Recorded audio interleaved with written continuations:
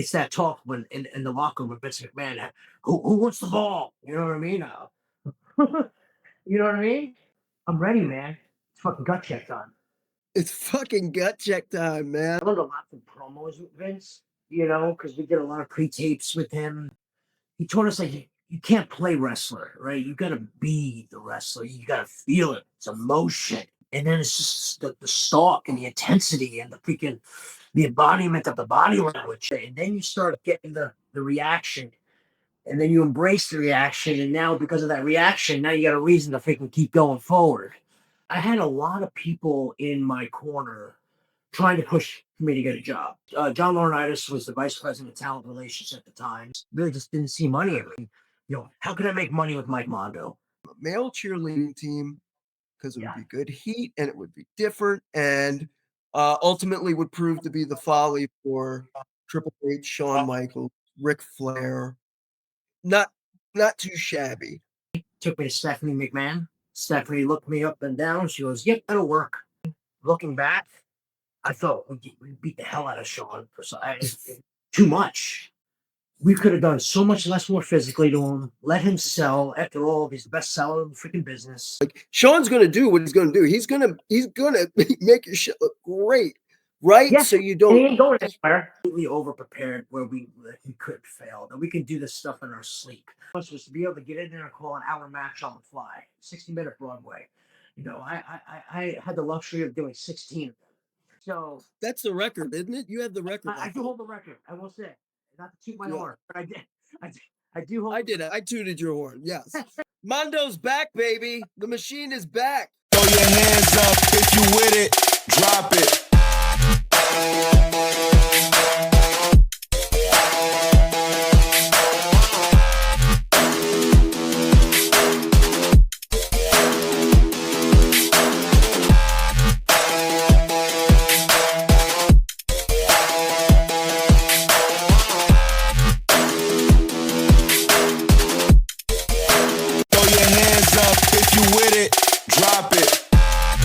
Attempt to walk straight or adjust your gait. This is LiMPiN AiNT Easy. I am your handy captivating host.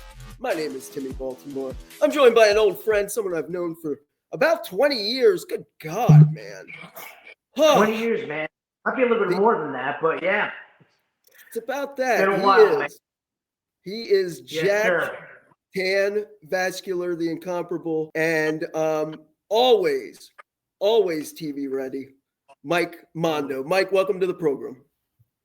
Thank you so much for having me on the show, Timmy, man. It's been a while. I'm so happy we got to make this work, and I know our schedules are very busy, but it's my pleasure to be on here and just ready to freaking take a trip downtown. So let's do it. Let's do it, man. Like old times, straight up to go to 4th Street, maybe. Then go, Bourbon Street. Bourbon, yeah, and then Bourbon Street. God, we've lived in some different cities together, no doubt about Louisville, Tampa, yeah, man, up and down. Mondo, you have been in the wrestling industry about, we've been kicking around the same amount of time, and you've really had an interesting run in the sense that you're most well known for your WWE time in the Spirit Squad.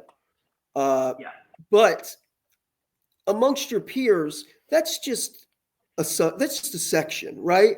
That's a slice of your career, because you've done so many other things. You're in the business regarded quite widely as one of the better workers. And by workers, I mean believability, spontaneity, athleticism, making the shit seem real, because it is to you.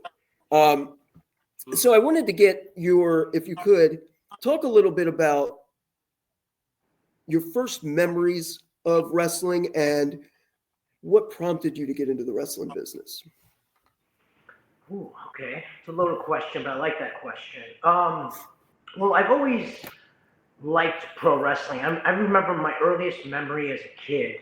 I was sitting in my dad's lap when I was like 6 years old, and watching a clip of Hulk Hogan, and it was just from that moment on, it was always like a trigger for me. Like it was always a point of interest, so to speak. You know what I mean? Now, granted, I got older and I played a lot of sports as a kid. You know, football primarily. I was always into the gym since I was in middle school. But I remember WrestleMania 9, and I used to go to my aunt's house for every pay per view, you know, and she'd make us dinner, and we had the ice cream, and it was me, my cousin, and my brother. And from WrestleMania 9, you know, and that's when it never stopped. Because, you know, like, there was like that little gap, like, what, you know, you took a couple years off to pursue other things. But Sure, we all have that, don't we? absolutely, man. But that's ultimately where I got the hook, so to speak. And from that point on, I was going to my aunt's house once a month, watching all the WWF pay-per-views, watching all the WCW pay-per-views, watching all the ECW pay-per-views. And then she would, because we lived just up the block from her, you know, and which was really cool. Right. I just did a show 2 weeks ago, and she's 70 years old now, and she got to see me perform against Romeo Roselli in this retirement match. So it's funny how things come like full circle like that. You know, that was really special to me. My dad was in the audience as well. But getting back to what my earliest memories, that was probably the earliest memories. And then, yeah, it just, I always knew I wanted to be a pro wrestler. I just didn't know when it was going to happen because I had two dreams in life. It was either to be in the NFL or to be in the WWE. And, you know, I always figured wrestling will always be there, but there's kind of like a shelter life with football, you know, because you go to college, you got 4 years, you know, and it's either most likely you're going to do it then or you're not. You know, it's not like I'm 42 years old and I could go, I mean, I could go for a walk on right now, you never know. But Right. I am my condo after all, right? You know? But, you know, that was where my mentality was at, you know, and then, school was never my thing. You know, it was always sports that kept me in school. That was like my motivation for going. Obviously, you know, working out, just preparing for the next football season. And but my SAT scores were never that great, and actually, I wasn't NCAA eligible, even though I did have a couple offers from schools. But because of my SAT scores, I had to go to a community school. And basically, if I did 2 years there, you know, then it would wipe out my SAT kind of deal. And then I can just, you know, go from there. But I always believe, kind of like with hockey players, you know, the earlier you can skate, I mean, like they're skating before they can walk, you know, hockey players usually, right? So it's like, why Yeah. waste any time? Let me get into a pro wrestling school. Let me see what could happen. And then honestly, that's when everything just kind of snowballed, took effect, and I was off to the races. And rest is what my calling I felt like was. Yeah, like, do you remember the earliest thing that you realized, like, this is going to be a issue for me that I'm going to have to deal with and overcome? Okay, yeah.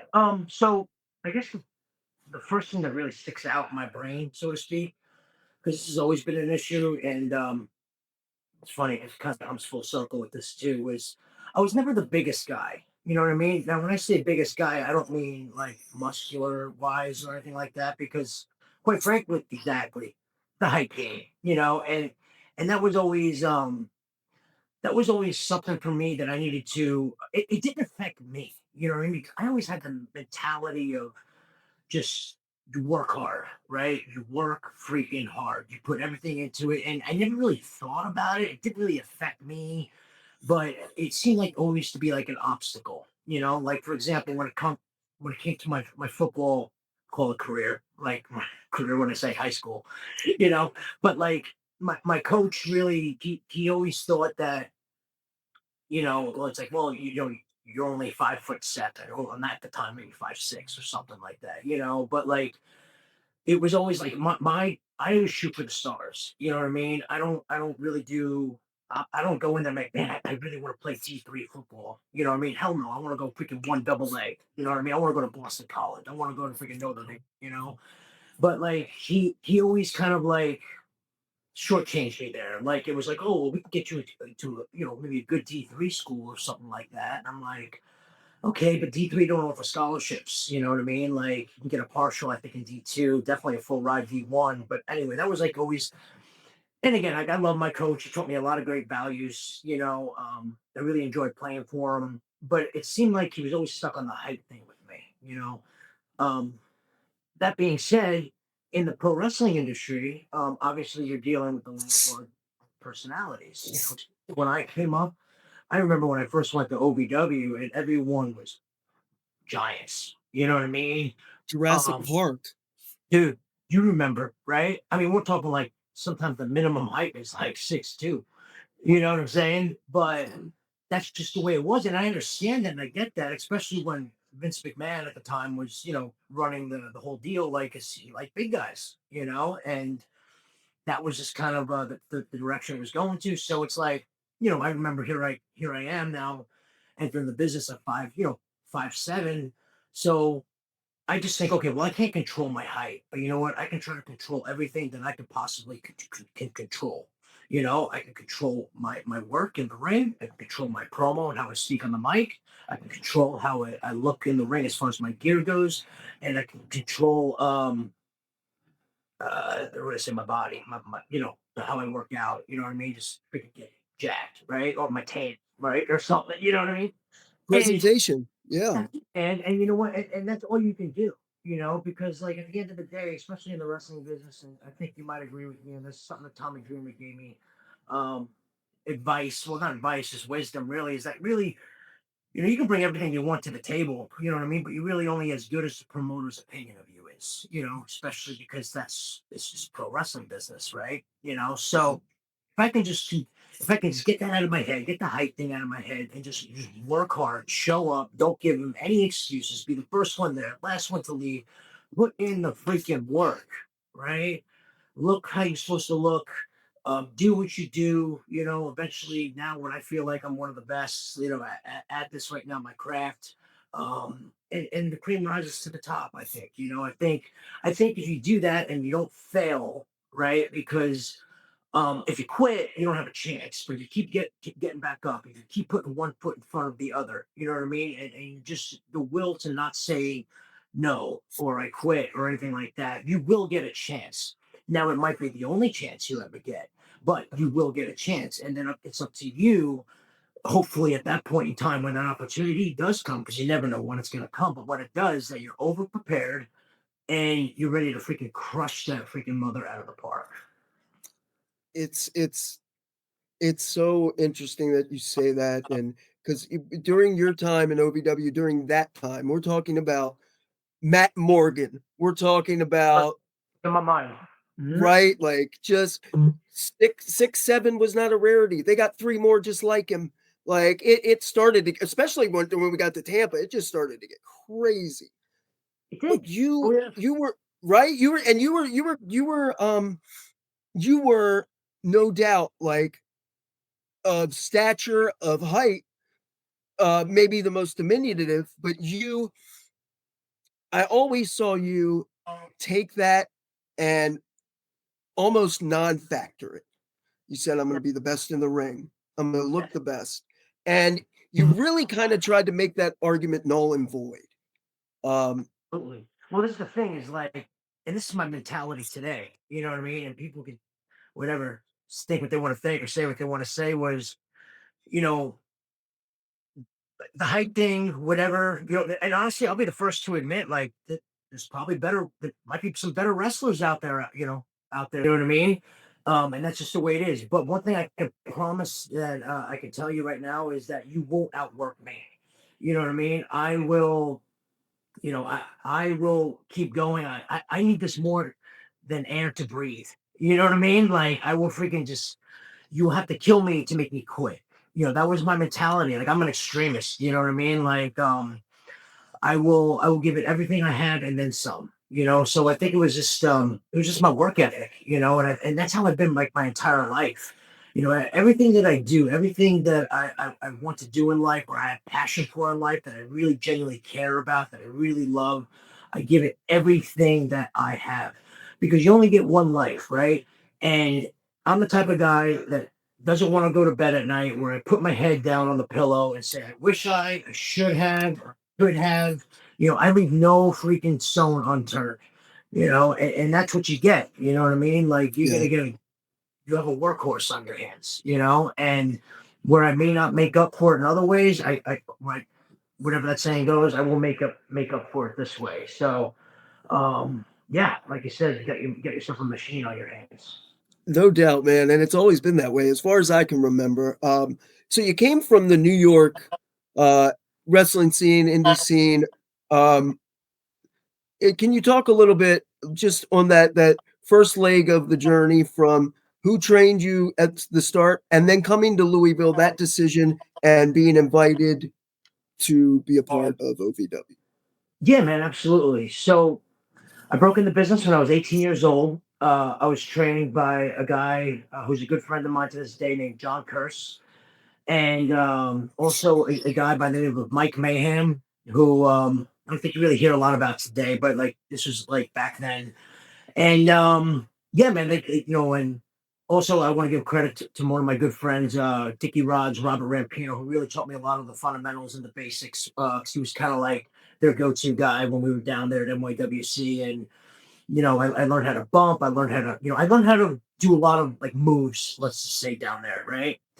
And but I remember John, he'd always be like, he must have saw something in me because it's like I would always get things done like on the first try. Like I was so because I watched wrestling growing up, you know what I mean? So I knew what it was supposed to be like, even though I was like, gosh, a few weeks in, a month in. And he's like, man, when's WWF gonna pick up this guy? WWF time, and it's just like so it's like here I am thinking like, well, yeah, that's where I want to be one day. But like, it's funny how he just kind of just saw something in me, and that was always really cool. Fast forward to OVW. So Pat Buck, I have to give credit to for this one because Pat was one of the first friends I met in NYWC, and we were really close, really tight. We talked on AOL Instant Messenger, and he was like, "Hey man, there's an OVW trial camp going on, and it's a week long, and if you get in, you become part of the class." And it's like, oh snap.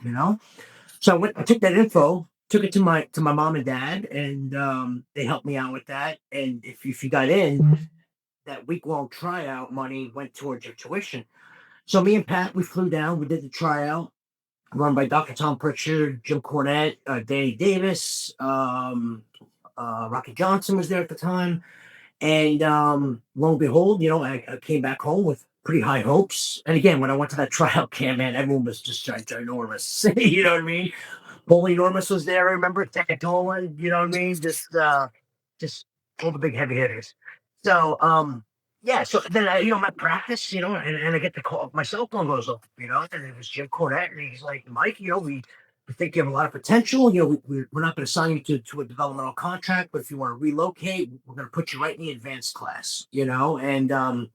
And to me that was huge because Timmy, right place, right time. You know what I mean? A lot of those factors kind of play into the potential of where your career is going to go in the future. And the OVW at the time was the WWE minor leagues, aka developmental system. So to me, it was a no-brainer, right? And it was just like I took this info to my parents, and I kind of explained them the deal, and this is I was like 19, just the end of 19, I believe. So age 19, and they were like, okay, we'll give you a choice. Well, because they were going to help put me through college, or if this is what you really want to do, this is in your heart, we'll pay off the tuition for OVW. But then, if you choose to go back to school later down the road, then that's on you. And I didn't have to think about it. And I was like, OVW is the way, So basically, playing Russian roulette with my life, here I am, 19, packing up my bags.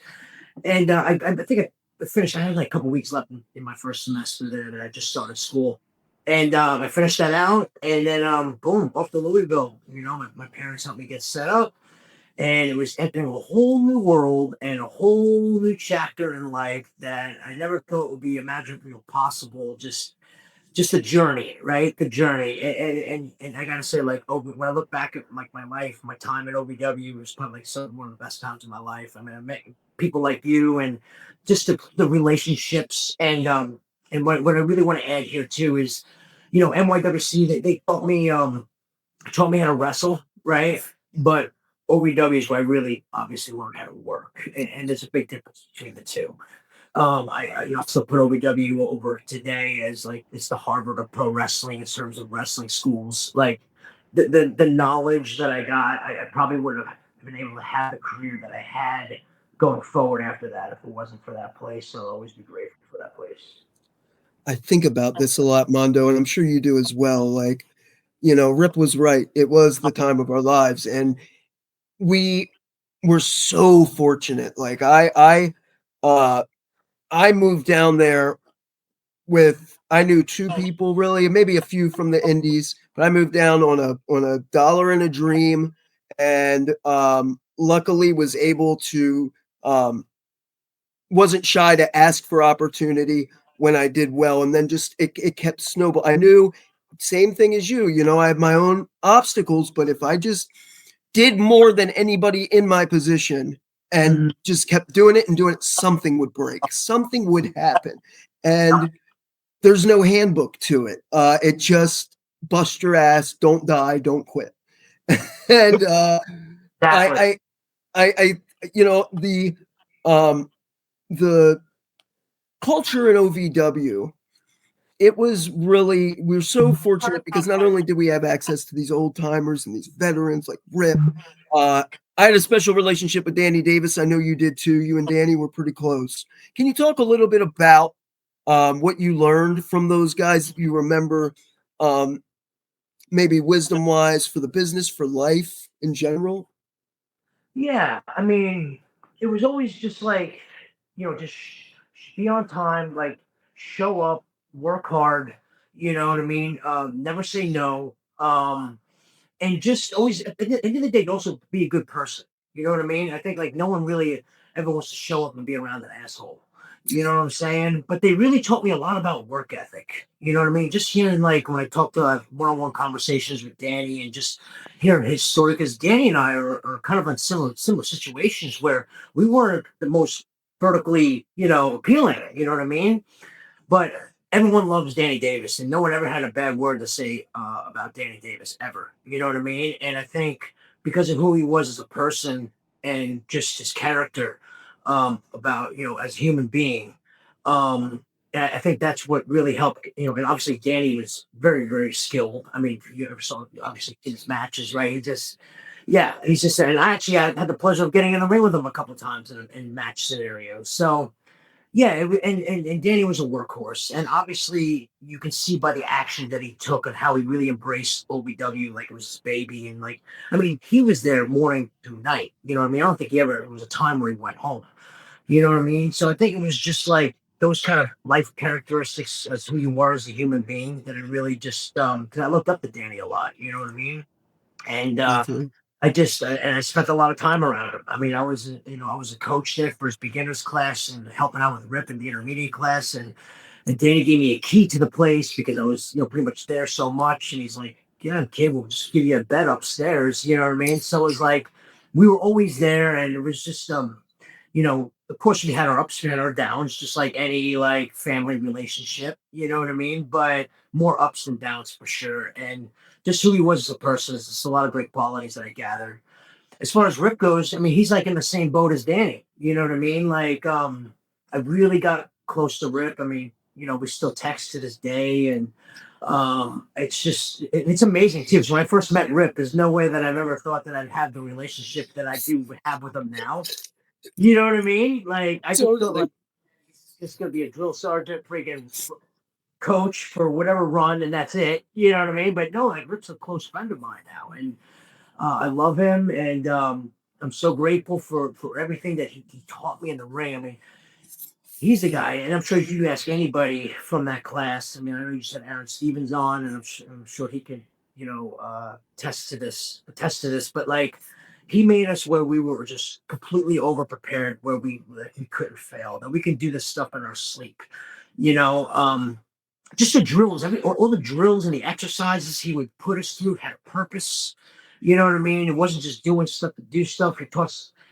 Basically his goal for each and every one of us was to be able to get in there and call an hour match on the fly, 60-minute Broadway. I had the luxury of doing 16 of them. You know what I mean? So That's the record, isn't it? You have the record, I do think. hold the record. I will say, not to toot my Yeah. horn, but I did. I do hold. I did it. I tooted your horn. Yes. Yeah, but just some people. Just the name of I did one with my first one was against Chris Cage, which we had to follow Joey and Carlito, so that was always tough. And here we are, us, two UBs coming in doing one for the first time, and I remember Nova getting up. Mando, just relax, you got this. I don't think you know. Santino Marella, I did one with him. Deanna Perrazzo, I did one with her, and just yeah, it's funny because like Rick, you know, I'll come to his seminars like if they're in New York, and this is when I was living there, and all of a sudden, like, Mom, you feel like going an hour today? I'm like, sure, why not? You know. But once you know how to do it, it's there. You know what I mean? Like, and that's stuff, and that's the point that Rick got me to. He got me to where it's like I can do this in my sleep. Like the running joke with him is like, oh, Mom, it's 2 a.m. Mondo must be up now, team rest. You know. You know what I mean? Just You could get dumped out of your bed at 4 a.m. and yeah, just be in, right. you know, start working. You know what I mean? Like,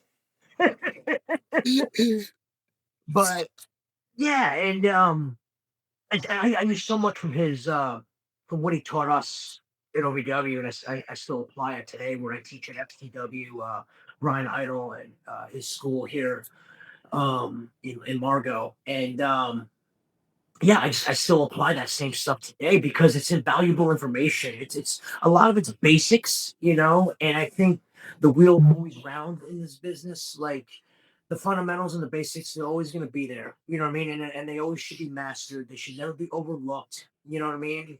Sometimes today I feel like people want to run before they really know how to truly walk. You know what I mean? Or they want to walk before they know how to really truly crawl.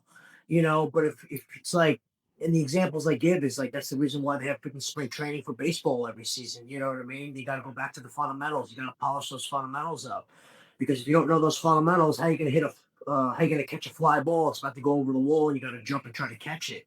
You got to have the right footwork. You got to have the right technique. You know what I mean? And you got to do it day in, day out, repetitions where you can't, where you're doing this in your sleep.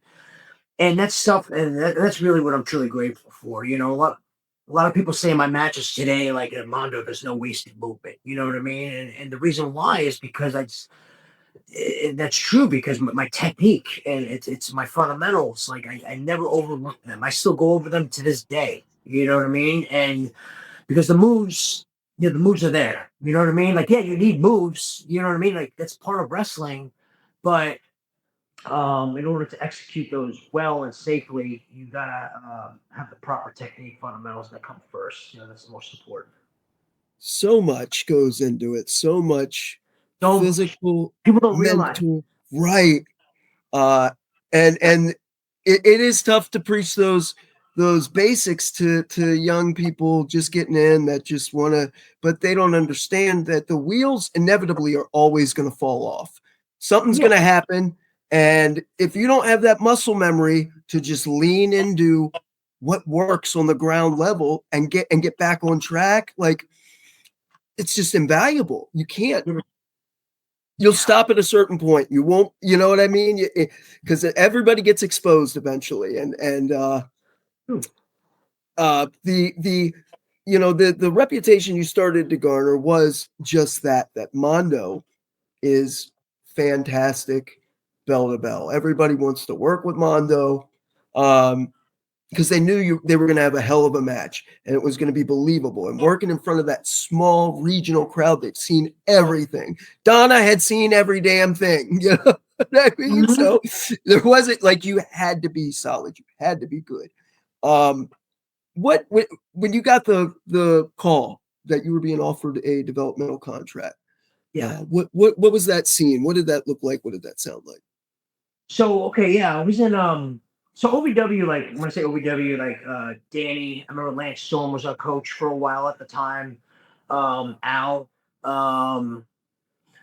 Rip, Jim Cornette.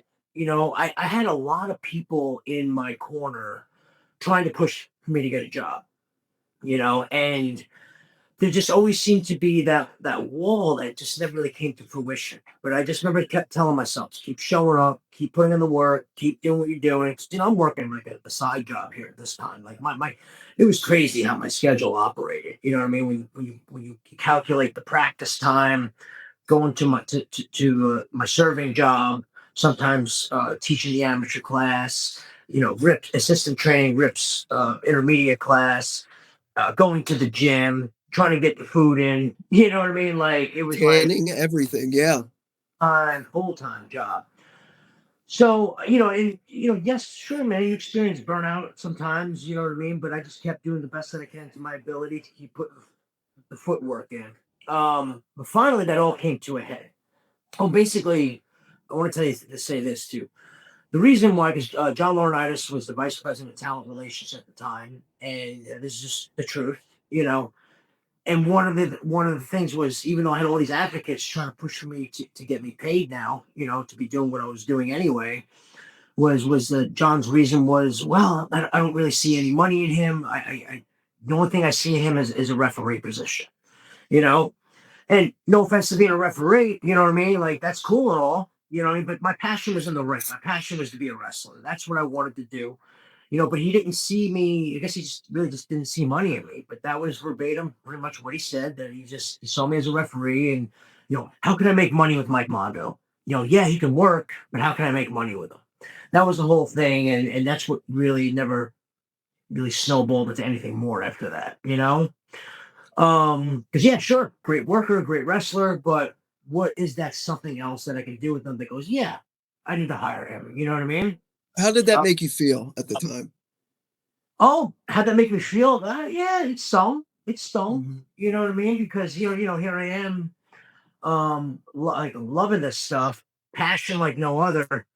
Um, just putting in the work and also the sacrifice and you know, showing up tired every day, but still going, you know, just staying mentally strong because it takes a lot out of you emotionally too. You know what I mean? Because you're always thinking, and then you start getting in your head. You know what I mean?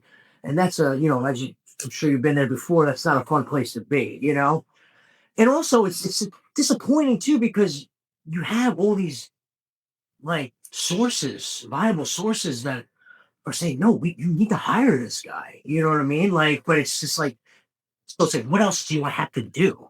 You know what I mean? Like, you just get into that like rut a little bit mentally. Like, what else more can I do? You know what I mean? I'm teaching classes. I'm teaching non-contract classes. I'm training in the contract classes.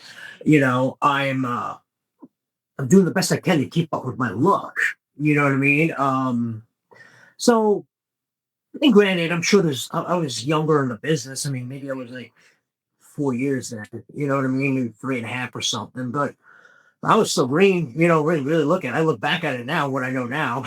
You know what I mean? Like, you know, it's but I think I will say I do feel like I was ahead of the game. You know what I mean? And I feel like I was a step or two ahead, only because I was just a sponge and I knew I had the opportunity that a lot of people wish they could have, and I needed to take advantage of this as best as much as I can. Just like when I was on the road and I was getting to work with the guys that I got to work with and hanging out in hotel rooms with Roddy Piper, like just be that sponge. Like this is an opportunity that ain't gonna freaking come, you know, every day. So it's like take advantage of this. And that was my mentality, man. Just to freaking soak up and be the best you can freaking be. You know what I mean? And I say that with passion because it's like you get one chance, one life, one opportunity. But to answer that question, yeah, it was emotionally draining a little bit because it was like I just didn't know what else I could do, and if you could tell me if this is what I need to do, I do it. You know what I mean? But anyway, we'll fast forward now to when I did get signed. So Tommy Dreamer came to the office, and it was actually he had a few favors and to hire people, and that was kind of like the crack of the door where I kind of got my foot in the door as far as getting signed. Because Tommy was the guy that always believed in me, and he always thought I had something to offer to this business, and that I could be something, and that my work ethic was fabulous, and you know, he thought I deserved a break. You know what I mean? And along with it, I think it was Joey Mercury, Danny Inferno, Mike Taylor, and a couple of Romeo Roselli, myself. We all got hired on the same day, and then that started the developmental run. Wow, that's quite a crew, man. Like Yeah, it was like you know, I think everybody feels their class at OVW was the best, but like you and I we were across a few of them, you know, a few different tiny eras of OVW. Do you remember what your do you have a favorite moment or time period my in favorite OVW? I would say pre-Spirit Squad in that era. You know, because again, now if you really tally up all the years that I've been to OVW, because don't forget, OVW, WWE, OVW, FCW, OVW. That's how it went, Timmy. Yeah, me too. Yeah, that was So yeah. W eras, right? I've been there probably like 10 years. You Mm-hmm. know, 10 years of my career, which is almost half my career when you think about it, because next month will be 23 years. So, you know, yeah. So, but I gotta say, I mean, every era that I had there, it was just a different experience. Like, uh, I can't say anything bad. You know what I mean? Like, just the different people I met, the different experiences I met, the different matches I've had. You know what I mean? So it's like if you want to break it down to categories, maybe like in the later era of my OVW, like maybe my matches were some of my favorites because I was more, again, it's more experience. So I was able to have those matches, those Mondo matches that I want to have, that I visualize and bring to life. You know what I mean? But Yeah. then, like, the knowledge and just the coaches that came through in my earlier years, pre-Spirit Squad. I mean, when you look at my coaches that I've had there, I'll try to remember as best I can in order. You had Rip Rogers, then you had Lance Storm, then you had Bill DeMont, which traded off with Lance Storm when he was off for the week. Then you had Al Snow, who came. Um, Robert Gibson. Um, and then Greg Gagne, you were there for Greg, Greg right? Gagne. Yes, I'll get to the Greg Gagne. He actually wrote TV for a little bit. Let's go through the bookers. You had Jim Cornette there. You had Paul Heyman there, right? You had Al Snow booking there for a little bit. Lance booking there for a little bit. Danny was even booking, I think, in between the periods where coaches were coming in and out. Yeah, Greg Gagne, I think he ran a TV for a little bit. So it was just like, dude, a book of knowledge. You know what I mean? So, and I just tried to take as much as I could in. Yeah. You know, The so it was just great. You know, it was really good. the opportunity comes, and it comes in a very unique way. You know, you were seeing consistently people getting called on their own or in teams, maybe occasionally, but all of a sudden there's a sort of a not a, maybe a casting call a little bit, but they had this idea for a cheerleading team, a male cheerleading team, because it would be good heat and it would be different, and ultimately would prove to be the folly for Triple H, Shawn Michaels, Ric Flair. Not too shabby. Do you remember how the Spirit Squad came about, how you factored in, and as you were preparing to debut and that debut, what do you remember? What do you recall? Oh, yeah. I could take it back there. So, yeah, there was this idea for the Spirit Squad. It was supposed to be 4 guys. The shoe-ins were Kenny, Ziggler, Nick, Mitch, and the 4th person was supposed to be Elijah Burke. And I remember hearing this, and I was like, "Oh, that's cool. Some of my boys are getting called up. Hell yeah!" You know what I mean? And then I got the news that Elijah Burke he turned down the deal. Like he didn't want to do the role, which to his credit, he bet on himself and he didn't do too bad, you know, as far as what he did going forward after that. So I actually commend him for that, because that's not an easy thing to do when you say, hey, we want to bring you on the road, you know what I mean? Put you in the top angle, but you know what? I don't think that role's for me. I think I see myself maybe, and he bet on himself, you know, and it worked out. I think it worked out for him. Yeah. So, but anyway, that's what kind of left that spot open, and that's how I got my spot. You know, and again, just circumstance, right? That's just how it goes. You know what I mean? But I knew once I got that circumstance that I'd knock it out of the park and kill it, because I was over prepared with everything else going forward. So how that happened was I was it might have been around the holidays or something, but I was home and Raw was coming to the Continental Airlines Arena in New Jersey. I'm just always bringing gear, right? So I have my gear with me. You never know. um, but I get a call from Dreamer. It's like, hey, Raw's in New Jersey. You know, because I was visiting New York, because I was obviously living in Louisville. And he's like, can you make it to Jersey? I might have a role for you, Spirit Squad. And I'm like, yeah, you know what I mean? So it's like, I had like a day to prepare. So it's like, and basically Dreamer's advice was show up, look like Nemeth. I'm like, okay.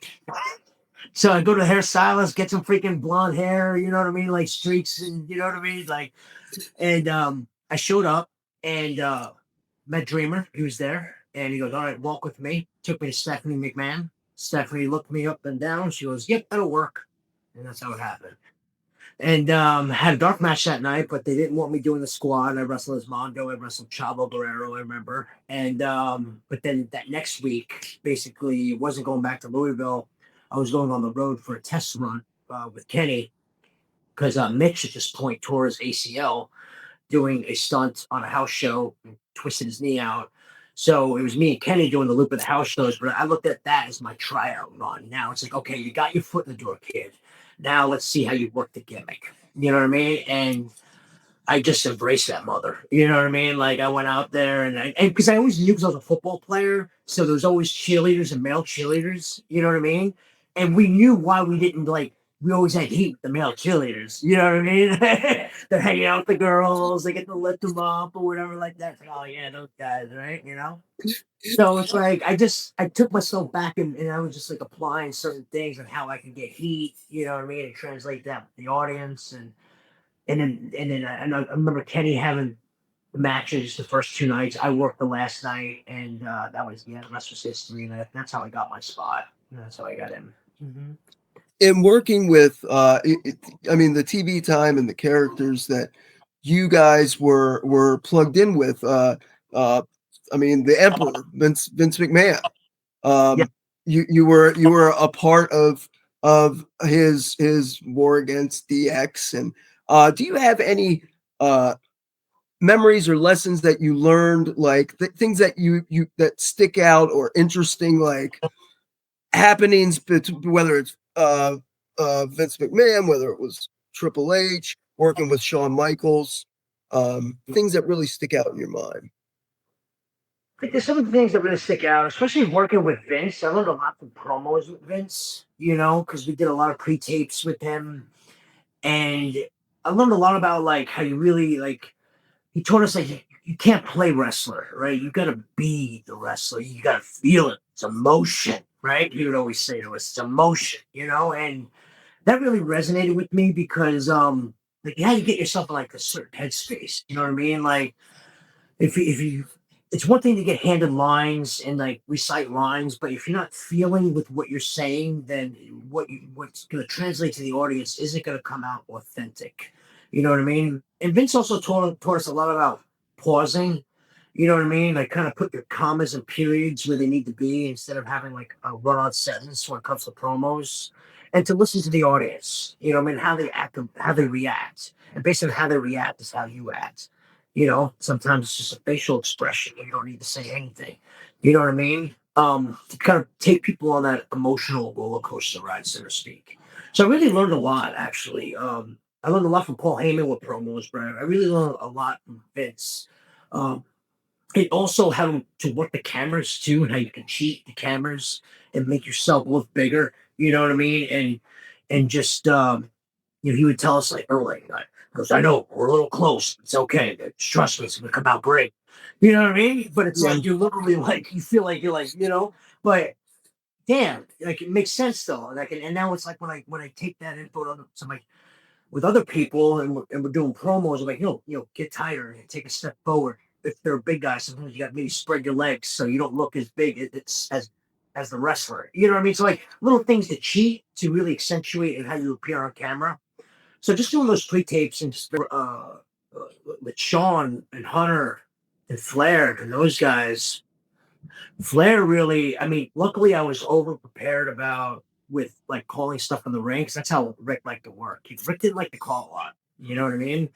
And but we knew what he did and stuff like that, so it was really easy to kind of give him, give the people what they want at the right time. And of course, Flair would lead. You know what I mean? We just mostly listen. That's just how Flair operated. Like I'm a Hunter pulling us aside because it's like, you know, we asked like just because we were like at that point comfortable and stuff. I'm like, hey man, is it cool? We call the match tonight, like at a house show. It's yeah, no problem. Hunter goes, it's Rick now. You know how that goes. It's like, no matter what, Rick call, so it's cool.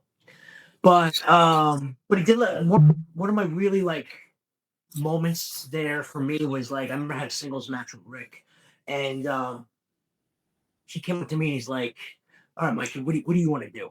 You know what I mean? And it's like, okay, like, well, I have this layout, and it was like, okay, I love it, love it, love it, love it. So like Flair gave me that it was almost like you know, basically allowed me to call a match. You know what I mean? It wasn't like Flair going, all right, this is what we're gonna do, kid, blah blah blah blah blah. And to me that was cool, and I knew he was always a fan of my work because he told me so. But it was just really nice because we're gonna be on live TV with Monday Night Raw, you know what I mean? But he had that trust in me, what I mean? I thought that was really cool. Shawn and Hunter taught me a lot about slowing down, you know what I mean? And also improvising, but yet getting back on the right track where we needed to be. Like we might have a match planned out like A, B, C, D, E, F, right?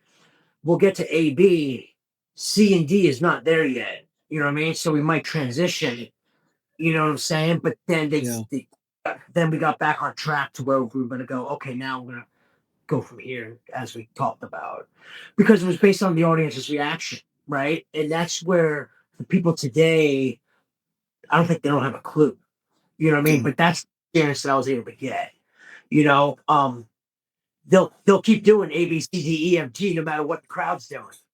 You know what I mean? Like, you know what I'm saying? So they taught me that a lot as far as improvising, but slowing down. And I'll be the first to admit, man, looking back, I thought we beat the hell out of Shawn for too much. You know what I mean? Like, we could have done so much less more physically to him, let him sell. After all, he's the best seller in the freaking business, right?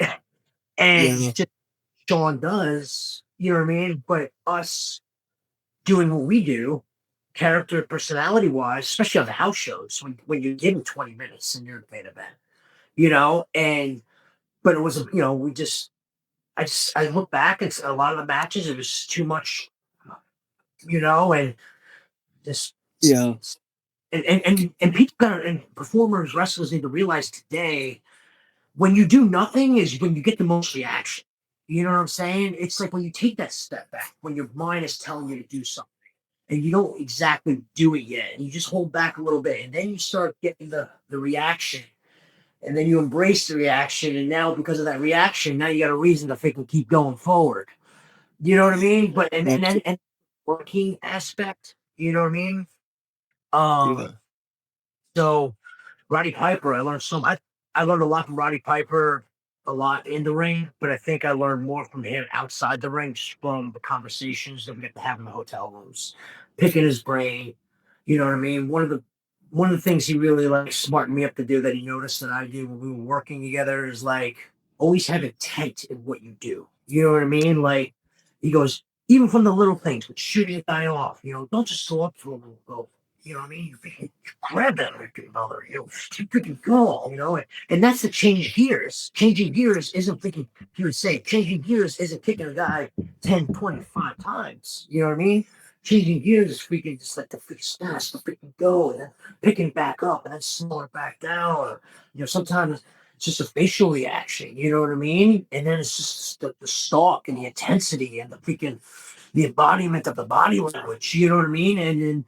And then what you and then you might just follow up with one kick in the freaking face, you know what I mean? But that's just the changing gears how you do things. People get misconcepted about what changing gears means. You know what I mean? Yeah. They I think there's a narrative to these terms that really the substance isn't there when they think of them, because like I forget what actor said this. A great actor said, acting isn't showing the emotion; it's having it in your head and trying not to show it. Yes. You know what I mean? So if you're embarrassed or humiliated, you're not going, "Oh, I'm humiliated." You're trying not to sell it, right? But that sells it. Like it's sort of kind of like when you're talking about, and I love that, man. I love that shit. Like when you're talking about looking back and going, man, we were just pummeling Shawn. too much. Like Shawn's going to do what he's going to do. He's going to make your shit look great, right? Yeah, So you and don't. he ain't going anywhere, you know. Right. So you can. It's not less isn't more, but you can get more out of less, right? So. Mhm. I love that you look back on that and it's like, because if you didn't, you wouldn't be you. You wouldn't be as good as you are. Yeah, I see that through, you know, and even like post squad, like Al Snow was really big on just slowing down. When you think you're not going too slow, go even slower. And when you think you're there, go even slow. You know what I mean? And it was always, that was the hardest grasp for me as a performer to understand. It took me 10 years to learn how to slow down. That's when that light bulb, that first light bulb of slowing down, that's when it went off. It took me like 10 years. So that's something, and I tell students this all the time. That's you're gonna hear that redundantly. You know what I mean? You like, oh, that fucking term, slow down. Like, I get it. Trust me. Preaching to the choir. You know what I mean? Like, I did slow down. Like, you know what I mean? Like, you know. But trust me when you go out there, and you'll thank me later. I say that light bulb's gonna finally go off for the first time, and you go, "Oh, that's what he meant." You know what I mean? And then you just grow from there. You'll have other light bulbs that go off, but yeah, man, it's a tough thing to do, especially when you're in the moment. You know what I mean? And you're out there, and the red light's on. You know what I mean? So it's like to be aware of that. You know what I mean? Because there's so much going on, right? You know what I mean? And Yeah. And you have multiple moving parts with you so many, guys. yeah. Like pro wrestling is a lot harder than what people think. It's like you said before, there's so many components that go into it, you know. But I Yeah. love it. I know you do. The light bulb going off. Yeah. Do you remember that moment, or was it just kind of a progression? Was it like What's that? The light bulb slowing down? when the light bulb went off on on the slowing down? Yes. Yeah, actually, I do. It was again post Spirit Squad. This is a great story here. So we went back to OVW after the Spirit Squad run, and we we were getting moved to Florida for FCW, right? So I had my final TV match it was against Atlas the Bone. Remember Atlas the Bone? Of course. Yeah, of course. Felt the match. Yeah.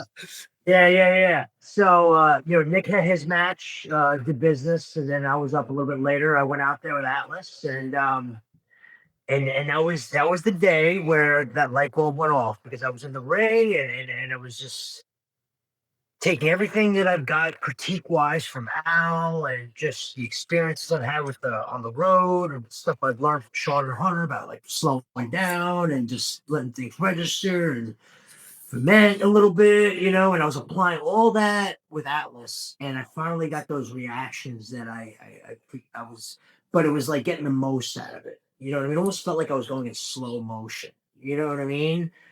And I was like, okay, I'm gonna go to the back, see what happens, you know, see what Al says. Because I can't tell you how many times I went to the back and I'm like, this time I slowed down. And he goes, all right, Al, how did I do? He goes, you need to slow down, Mark. You know what I mean? Yeah. But this time I went to the back and you know, put him over, and then he goes, damn kid. He goes, you finally slowed down and now you're leaving the territory. You know what I mean? So what the hell is up with that? I'm freaking rib or what? Classic Al, you know. So, Yep. but Yeah. and that was it. And then I just kind of went forward from there. Just basically how I adjusted how I worked and stuff, and you know. Yeah.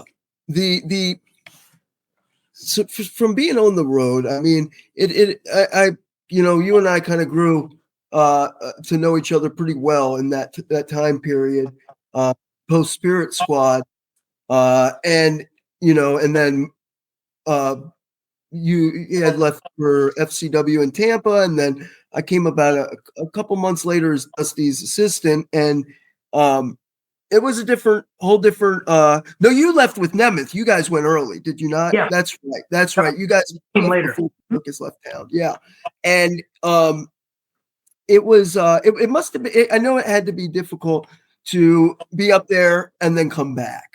Yeah. Can you talk a little bit about the hill that was to climb and how you felt and managed that and managed to still love the business going forward? Yeah. So, I remember like when I was on the road, and I specifically remember like we work with Kane and Big Show, you know what I mean? And I tag out, you know what I mean? And I'm on the apron and I'm just looking around, just taking in that moment, you know what I mean? Like the sea of people, big arena, you know what I mean? And I'm saying to myself, I can't believe I'm getting paid what I'm getting paid to do this 3, 4 nights a week, every week. You know what I mean? Like this is a dream come true. Against a lot of the guys were like childhood heroes growing up. Kane, I watched him as a kid, you know what I mean? So there's that high, that, you know what I mean, that just unbelievable, like this is the dream, you know what I mean? So it's like when you get there, you want to stay there, and it was for me, it was kind of like just like a little bit like just disappointment a little bit, you know what I mean? And it was like, but again, like I had the mentality of like, okay, it is what it is. I gotta keep going. I gotta keep putting the work in. You know what I mean? But I will say I kind of hit a little bit of like a depression period in my life, personally. So I remember when we moved to Florida, I don't know, I just didn't feel like comfortable. You know what I mean? Like it was just, I don't know. It was like back to like FCW was just starting, and it was like in this warehouse. You know what I mean? And it was like they didn't have TV yet. We did like the Bourbon Street shows every Tuesday in a bar. You know what I mean? So it was like you go from that. You know what I mean? And I'm not discrediting anything with FCW. Like I had a great time at FCW. I learned a lot from like the coaches, Steve Kerr and Dr. Tom. Like I love Dr. Tom. He's another one I should have put in that list of guys before the knowledge that I got from him. But and I think Doc would understand that too. Like he gets it probably. Like yeah, it's just like you're supposed to go this way. You know what I mean? Like you don't want to go back to the minor leagues. Let's face it, right? Once you're in the majors, you want to stay in the majors. And, eventually become an all-star, right? You don't want to go back to AA or AAA baseball once you're in the majors. So that was kind of like it was just a little bit of a depression period. You know what I mean? It was just like what am I doing? Like, what are we doing? Like, I was in that period where I got lost again. Like, I suppose I really couldn't find my identity as far as like, okay, I know that I'm this great wrestler. I know I'm this great, good worker, right? But who am I in the ring? Like, the Spirit Squad had an identity. They're a freaking male Chilean. Okay, cool. There's direction. I can work with that. You know what I mean? There's that. But in FCW, it was like, okay, who's Mondo? He's just, it's like, I felt like it's like a guy in tights. I lacked that creative direction where I just felt lost, and then it was just a repetition of instead of going to the shows, in some big arena every weekend, you know what I mean, going back to practice for 6 hours or whatever it is at a hot, freaking, steaming, sweaty warehouse, So it was just trying to, figure out that next step on how to get back, you know what I mean, and so unfortunately for that run, it just never happened, But yeah, that's pretty much a little tough time period. Yeah, it a lot of young guys that Yeah, can't really, and you can't come in much younger than 18. Some people did started in the but that's for the most part, and it's like our identities get so wrapped up in this thing. yeah, And it's our dream. It's and most people don't get to even come close to their dream. They stop dreaming it yeah, because it's just not feasible. That wasn't the case, right? You took these steps and made it, and it started to happen, and these things start happening. So when it is, not taken from you, but when that part of it is over, that part of the journey, it's like, who am I? What am I doing? And yep, that's so hard to rectify. And you weren't, I know you weren't the only one. So many of people went through that. Do you? Because you know, it may have knocked you down, but you didn't stay down. You've always That day back when up. so I got let go, and I'm at a point now where I'm just, Nick. I was roommates with Ziggler, and he's going to practice every day, and I'm just sitting in my apartment, right, Rough. dude. Just not really doing much, really. You know what I mean? Like, I didn't know what do I work out today? Like what do I do? Like I was just, I had to call my mom. I remember when I got let go, and she's crying on me. She said, "Was there a chance you could, get back and stuff like that?" And I'm like, Mom, I don't know. Like just how it goes sometimes. I gotta figure out my next step. Now, what I did know in my heart was I didn't want to quit wrestling yet. Right? This may suck. This may be a Debbie Downer, but I need to pick my ass up, and I need to make a decision. Right? And basically, I remember this very clear, very vividly. I was like, okay, well, like we gotta make a decision. You still want to keep wrestling, so it's like, well, what do? Right? Do you go back to Louisville? Where you kind of got your roots. You know what I mean? Or do you go back to New York, living with mom and dad, and go in NYWC or do the indies there? Like, where can you put yourself in the best position to succeed in this business? Then going forward. So that was the decision I made. Was going back to Louisville. And I called Danny. Danny invited me back with open arms, and pretty much packed everything up again for like the 10th time, after all the transfers. So, yep, I did a lot of moving, Timmy. So yeah, and went back to Louisville, and I had a really good talk with Rob Conway, and he was like one of the first guys that really gave me advice on how to really eat properly and train. And I was just like, okay, well, if I'm I'm 26, 20, 27 maybe at the time now. So I'm like, okay, well, my body's probably like, peak testosterone right now at 27. You know what I mean? Let's really do this dieting thing right. And let's try to reinvent my look a little bit. You know what I mean? Because I was always in shape, right? I always looked pretty good, but I Yeah, never yeah. bodybuilding body. You know what I mean? That freaking jacked, tan, shredded look. So after a great conversation with Rob Conway, I get on this Conway deal, and now I'm in the gym, hour cardio in the morning, empty stomach, go back to the gym later on, work out, do half-hour cardio after I work out, right? So I show up back to OVW, freaking looking shredded, and I did this, it took me 3 months to transform my body then. And 'cause I remember very, again, when I both feet in, right? So here I go. And at the time, I knew WWE still looked at OVW, even though they didn't have that working relationship with them anymore. I knew that they would go because they did. They came down sometimes and they looked at see what was there, and it was like, well, hey, look, since you fired me, boom, now you got this guy. You know what I mean? So, but you know what? So that's what I did, man. I went back to Louisville with that brand new look, and then and that's when I really started getting it more wrestling working wise because of all my experience that I've had with working with the guys that I've worked with in WWE.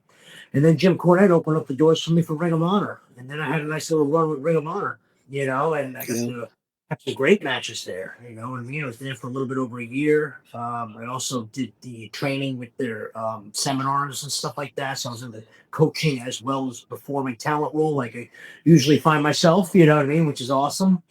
And yeah, and then thanks to Jim, you opened up those doors, and yeah, that was another great run. Yeah, you fit right into that Ring of Honor era because Yeah, they had a certain style in the past, and you brought um a little more psychologically sound, in my opinion, uh working style to that style. Very physical, very smash mouth. Again, no wasted motion, but everything meant something. Everything made sense. So the way I feel like to sum up my matches there is like there was so many, like you said, so many different styles there, right? Even styles that were out of my element. You know what I mean? Like you had like Davey Richards worked a unique way, Kyle O'Reilly worked in a unique way, Kevin Steen worked a unique way, um, Matt Taven a different way. You know what I mean? And then so it's like for me, like Eddie Edwards. You know what I mean? Like so when I got to work these guys, it was just like you tell me what you guys do best, and I will work around, because I can work with anybody. You know what I mean? I can work any style, any type of person, big, small, jack, not jack. You know what I mean? Like It's a gift. It's a gift. I know what I do. You know what I mean? I got my selective stuff that I do. So it's like, let's not have the Mike Mondo. Let's have the match that you can excel and how I can accentuate your strengths. You know what I mean? And let's work for the match, and I'll just get my stuff in where I feel like I need to get it in, and we'll fucking tell a compelling story, and it'll be the most different match on the freaking show. You know what I mean? So, but I always try to, no matter who I'm working, I always try to tie everything in where, like, that's one of my pet peeves. It has to make sense. There's gotta be meaning to it. You know what I mean? Like, the dots need to connect. Like, it frustrates the heck out of me if something's just like Sitting out in the middle. Yeah, hanging out there. no, like that's right in front of the ref. You know what I mean? Like, you can't do that. But as long as it's like, the moves again are relevant to me, I'm almost all about working for the match, doing the right business that needs to get done. You know, obviously there's circumstances where sometimes, hey, you know what, the match might be for me, and okay, and sometimes the match is for you. And today's not my day. You know what I mean? But like, if you understand that, you understand how to do business, and you work for the match, and you can get some guys that, like, it's like you almost like, let's see who tries to outsell who. You know what I mean? And you kind of like challenge each other that way. That's the best art, in my opinion. You know what I mean? And but that's what I really loved about my Ring of Honor. I had different matches with everybody. In fact, I didn't even tell Kevin Kelly to say this on commentary, but he'd be like, Mike Mondo, Mondo, he never has the same match twice, blah blah blah blah blah. But I'm like, it must be showing, so that's good. And I always try to do one thing in my matches that nobody's ever done. You know what I mean? Just like, well, what the hell? Like, never seen that. You know what I mean? Like, well, yeah, I just stole from somebody else years ago. They should know that, right? No, you know what I mean? But like, clever things. And sometimes, but it's just like, whether that's shit canning me the outside, I go into the ring, come out the other side, and freaking, you know what I mean? Yeah. You know what I mean? Like, just little, out of nowhere. But I was proud of myself and being different, thinking outside the box, and just having great matches. And I thought I did that there. I think that's a fact. You found yourself quite often, Mike, and I think it's a testament. I think it can feel maybe, and you tell me, like a blessing, but a curse sometimes as well. Is being so dependable, so good that sometimes you more often than not you find yourself in a player coach role. When as far as like teaching the art and enterprise of professional wrestling, and you've been a coach almost everywhere you've been. It seems like. Was there ever a period of time where it was like you were asked maybe to transition to that and you weren't quite ready, or maybe you thought you were ready and did, or were you ready? No, the only thing I was never asked to transition to that. The only thing I could think of about a time period where that could have happened was 2019. I was asked to come down to guest coach at the Performance Center, and I went down there about 4 or 5 times. Oh, and wow. boom, he said to me, I was actually one of the coaches when they did a trial camp down there. He wanted me to bring me down for the trial camp because the reason why was he wanted to show me how they do things down there, and but I also knew that if I transition as a coach, that means as long as I'm employed there as a coach, that means you're hanging up the boots, because it's not like you can do both. So I did that, and actually, I want to say I kind of got hired, I would say, because it was like, but he did make it known it wasn't 100%. They just wanted to get all the paperwork together. So like they did the checks on me. I did all the paperwork. You know what I mean? Blah blah blah blah. And it was like, okay, we just want to hang on to this, and when we're ready to pull the trigger, to bring in as a coach, we want to do that. Because they brought me down like for 4 or 5 times, and I really enjoyed it. You know what I'm saying? And and I wasn't really doing much wrestling then. But anyway, that was like that next break that kind of opened the door for me to try to make a living at this again. Because I always say, even to this day, like my goal is to make a living at this again full time. Because that's what I love. I love pro wrestling. I love it. I want to make a living at it again. So that was the opportunity that was available then. But that's when COVID hit, and then that was it. Yeah. So that was it. Yeah. So I would say, like, if there was a time where I had to transition, the only thing that comes to mind. Other than that, coaching kind of always was like they came to me for that for the most part. You know what I mean? Or can you help out? Can you do this? You know what I mean? Like it was never. I always went in there with the assumption that I wanted to be a talent. So because I do that. That's my first love is in the ring, and that's where I want to. I'm 42 years old now, and I really want to step up and be the trying to get that run, again, you know what I mean? Especially as a singles competitor, because I can put my head down at night as far as what I did as a tag wrestler. So I feel like a lot of my career was a tag wrestler, and I'm very happy with my accomplishments as what I did as a tag wrestler. But I feel like I need that validation for myself now as a singles guy to see what I can truly do on my own as Mike Mondo. And that's where the NWA comes to play here. And that's what I like to talk about a little bit now is like, Yeah. I feel like they give me that platform to be able to do that right now. And based on everything we talked about in this interview, Timmy Baltimore, from my experiences, from my failures and how I picked myself back up, and just the growth process. So now where I'm at today, through all my trial and errors, I feel like right now the NWA is getting the best version of Mike Mondo, professionally, personally. I feel like I'm matured. I feel like I've messed up, not just professionally, but also personally in my life. I would say messed up. Just, we all make mistakes. You know what I mean? And it's not about how you get knocked down. It's about how you pick yourself up and keep moving forward and you learn from that and become a better version of yourself.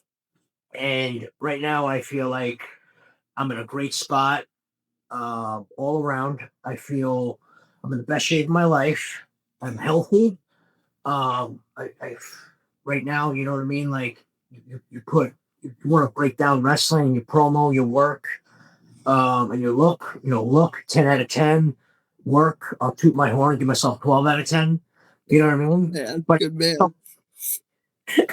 I always tell people, be honest with yourself, look at yourself in the mirror and see what you really need to work on. So promo for me, I put myself like 7 out of 10. You know what I mean? But I still practice to this day to get because I want to get that to a 10 out of 10, And just like how my breaks happened in the WWE Ring of Honor, same thing happened with NWA. I need to give a big thanks and appreciation for Bryan Idol and Aron Stevens. I remember seeing Bryan, you know what I mean, when I came back to Tampa and I was out of shape, you know what I mean, but he had a talk with me. He knew what I had to really offer, what I can contribute to this business, you know what I mean, and how I can be an asset there at NWA. But he told me, he's like, you gotta get in shape. You know what I mean? And I took that literally. But and Aron too, the same way. Aron, he said a compliment to me that I was like, whoa. Like it's just like when I really think about it, all the things he's done and people he's wrestled and places he's been. Like he knows if anyone knows how to get over, it's Aron Stevens. You know what I mean? And he told me, he's like, Mono, you're like I'm not blowing this up your ass, but he's like, you're one of the top 5 wrestlers I've ever been in the ring with. And you think my top 5, that's like out of all the wrestlers that he's, encountered, that's pretty amazing. But I really appreciate it, and I'll never stop telling both those individuals how much I appreciate them cracking the door open for me. You know what I mean? Because if it wasn't for them cracking that door, who knows? But I will say this.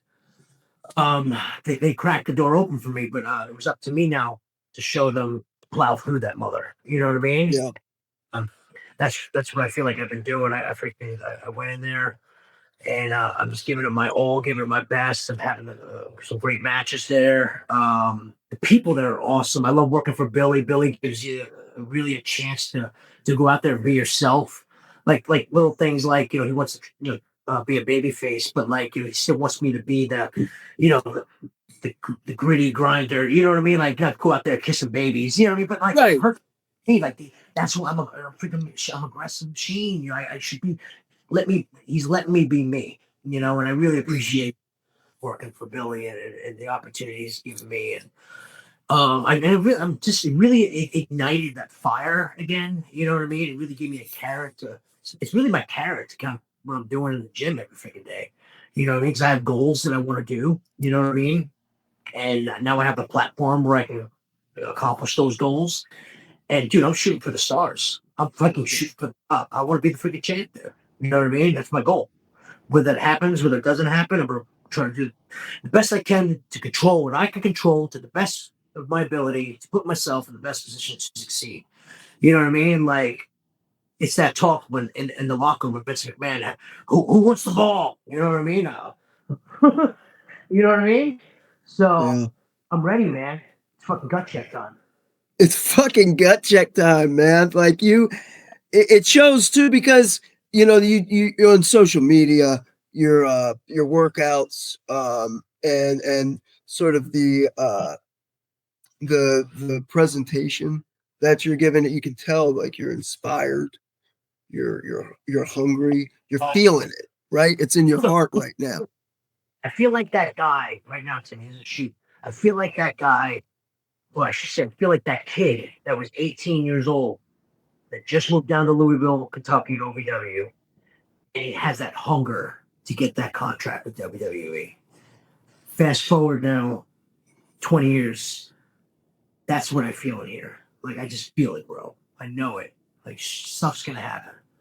You're in the best shape of your life. You're tan, vascular, jacked. Tan, If you Jack, yeah. and with 23 years of experience, from the indies, from WWE developmental, from some of the greatest veterans in the sport, from the road with WWE, from Ring of Honor, and now the NWA. This is, could you say with confidence, this is the best you've ever been? Absolutely, 100%. I feel it. Yeah. Mondo, I want to ask you, with all the things you've your whole journey and the ups and the downs, whether it was silencing the narratives of, well, the size is an issue, or that, well, we don't see him, he's a great worker, but so what has been the overarching adversity in your career and life? Something that has presented itself like an obstacle, something that keeps coming up in your career and in your life that you find yourself confronting more than other things and having to overcome.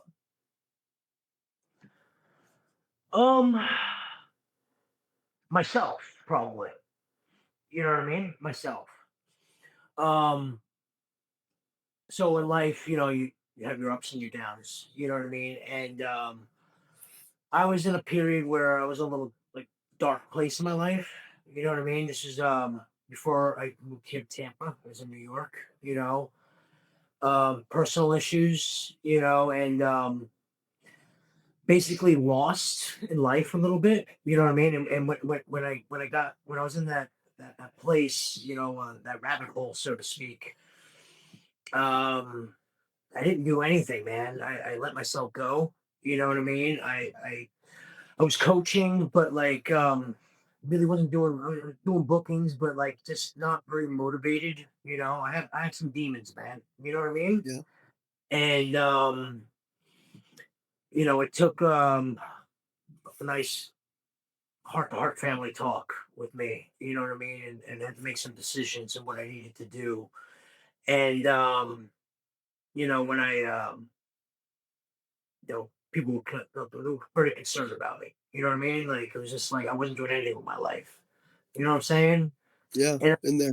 um, I always say I'm my own worst enemy, or at least I was. You know what I mean? So I had to make some decisions in life, and I made those decisions, and that's what brought me to Tampa. You know, and then I got myself right. This is when I got my head out of my ass. You know what I mean? Had some really close talks with some people and some friends, some family, and while I was here, and decided that, you know what, New York's not the place for me to be anymore, and that Tampa is the place for me to be. You know, and this is where I feel like I can excel at my best and where my best life. And that's what I did, man. And that's when I really you know, when those light bulbs started going back off and getting a little bit more clear headed. You know what I'm saying? Yeah. I come to terms with myself that I know what I need to do. You know, and now I'm motivated again, and now I'm embracing life again, and there's life in these freaking eyes again. You know what I mean? And start working out again. You know, and that's why I mentioned Bryan before. Like, he was the first guy that I encountered that was like, "Hey, look, if you just get in shape, I can possibly, you know, get you a look here." You know what I mean? That was my huge carrot for me, you know, to get to where I'm at. And dude, just the rest was just, yeah, just get my head out of my ass and freaking get my head straight, you know. And now I'm the best version of myself that I've ever been. I don't regret anything that's happened, you know, because I feel like those those uh those experiences made me the man who I am today, and how I've grown and how I've matured, and really appreciate what I have. You know what I mean? And live and love life. You know, I just everything really came back for me. You know what I mean? And now it's like I can see that there is light at the end of the tunnel. Where before in that rabbit hole, it's like, man, I don't know if there ever will be light again. You know what I mean? But now they experience that light, and now it's just like you're back, you know, and I'm back better than ever. And gets me emotional a little bit, you know what I mean? But like, it's really hard to explain in words. But I hope I'm doing a good job. Doing great. You're doing great. um, I'm so appreciative and grateful for the people that I have in my life now, my support network, and just people that really back me and believe in me, and uh, my girlfriend, who's one of my huge supporters. You know what I mean? Like, I just everything really came back for me. You know what I mean? Like, got a freaking apartment. You know, freaking wrestling every weekend, coaching once twice a week, NWA, You're like back, baby. in the gym, freaking best shape of my life. You know what I mean? It's just Mondo's back. on those back, man. And it's freaking Mondo's good. back, baby. And I'm rejuvenated, bro. And I'm ready to freaking go. I'm ready to kick some freaking ass.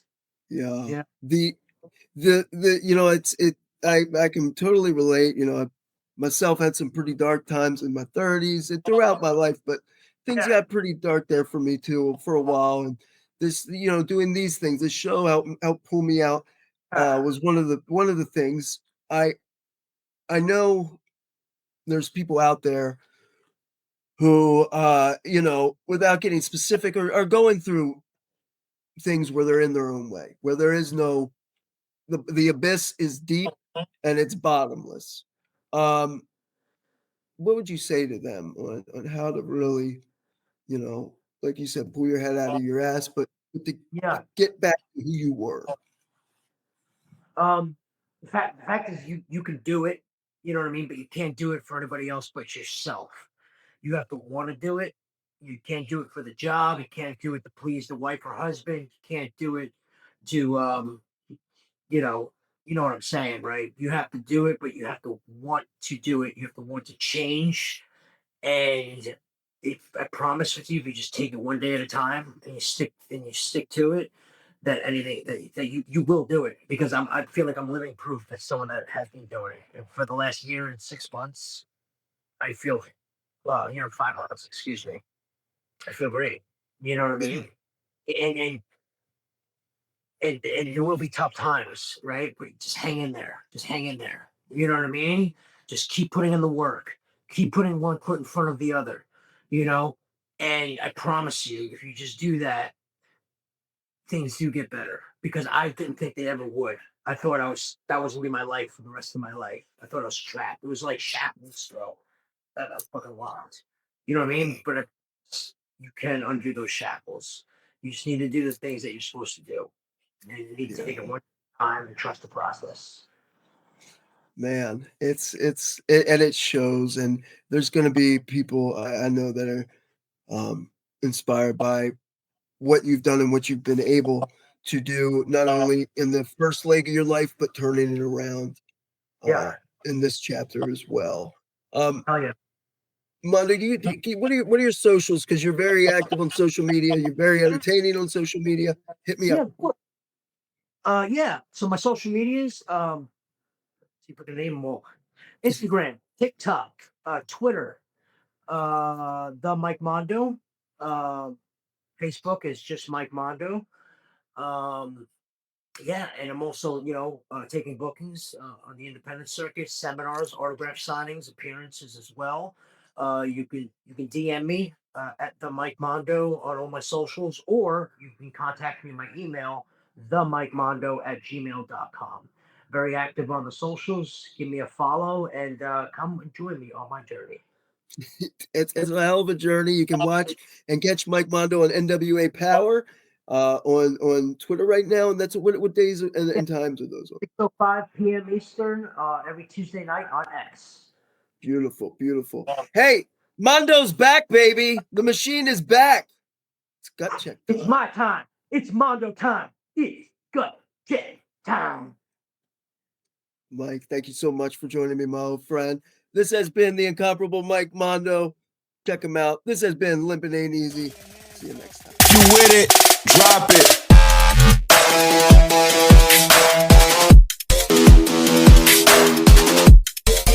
You know what I mean? You know what I mean? Hell, you know what I mean? I want to go to, you know what I mean? Like, you know what I mean? You know what I mean? Just, you know what I mean? And, you know what I mean? And, you know what I mean? Just, you know what I mean? And, you know what I mean? And, you know what I mean? You know what I mean? You know what I mean? You know what I mean? You know what I mean? You know what I mean? And you know what I mean? You know what I mean? Throw your hands up if you with it.